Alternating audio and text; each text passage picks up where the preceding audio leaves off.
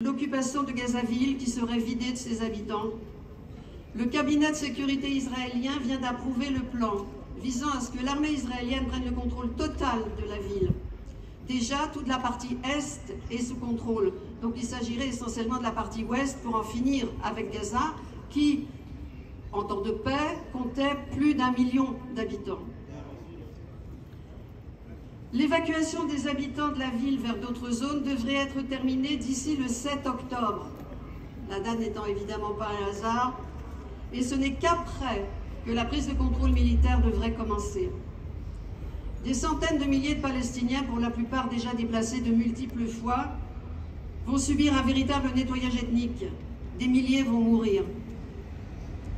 Le territoire sera rasé, il ne restera pas un bâtiment debout dans le plan Netanyahou, et au bout de 2 à 5 ans, reconstruit pour les colons.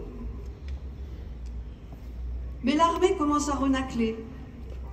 Le chef d'état-major a mis en garde contre le piège que serait une occupation totale de la bande de Gaza voulue par le gouvernement israélien. Cependant, l'armée a été sommée d'exécuter les décisions du gouvernement. L'autre plan pour Gaza, c'est la fameuse ville humanitaire qu'ils veulent créer sur les ruines de Rafah et qui serait un véritable ghetto pour d'abord 600 000 Palestiniens, plus ensuite encore beaucoup plus si l'évacuation de Gaza-Ville va à terme. Et un ghetto dont personne ne pourra sortir. Ils seront littéralement enfermés et surveillés par l'armée israélienne.